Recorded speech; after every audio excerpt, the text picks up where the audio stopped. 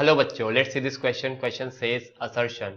In compound microscope, intermediate image is real, inverted, magnified. Reason. Eye specialist prescribe spectacles having combination of convex lens plus 40 cm in contact with concave lens.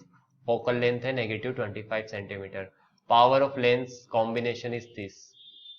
First option कह रहा है assertion reason सही है, assertion correct explanation है. दूसरा कह रहा है कि दोनों सही है, रीजन करेक्ट एक्सप्लेनेशन नहीं है.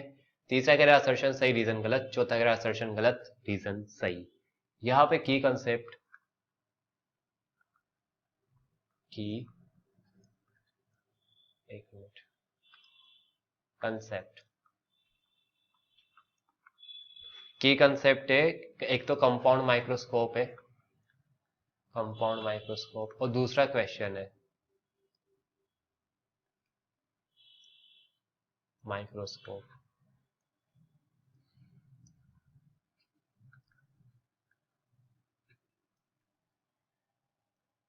कॉम्बिनेशन ऑफ लेंस का, combination of lens. Intermediate image की कह रहा है कंपाउंड माइक्रोस्कोप में. तो कंपाउंड माइक्रोस्कोप जो होता है, कंपाउंड माइक्रोस्कोप, उसमें दो लेंस होते हैं. अब इंटरमीडिएट इमेज बनती है पहली और दूसरे लेंस के बीच में. ये पहला लेंस है, ये दूसरा लेंस है. अब इनके बीच में बनता है इंटरमीडिएट इमेज.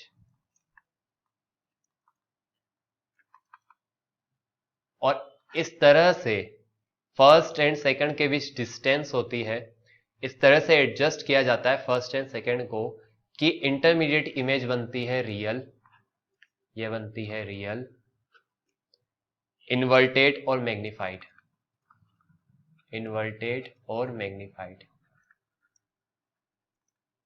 अब इस इंटरमीडिएट इमेज को और मैग्नीफाई करते हैं दूसरे लेंस से और हाईली एनलार्ज वर्चुअल इमेज बनाते हैं.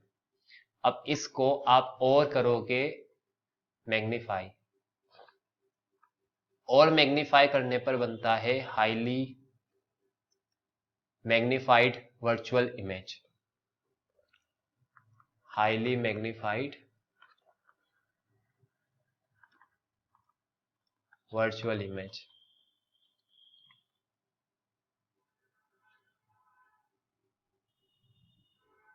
सो वो ये कह रहा है कि intermediate image real, inverted, magnified होती है. यस.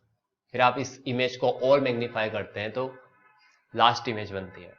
अगला है क्वेश्चन की आई स्पेशलिस्ट लिखता है स्पेक्टेकल, कॉन्वेक्स लेंस और कॉनकेव लेंस का कॉम्बिनेशन, उसका पावर बताना है. तो क्वेश्चन ये कह रहा है कि कॉन्वेक्स लेंस, कॉन्वेक्स का है plus 40 centimetre which is 0.4 metre, और जो कॉनकेव है उसका है 25 सेंटीमीटर, नेगेटिव 25 सेंटीमीटर. तो नेगेटिव आप लिखोगे 0.5 मीटर.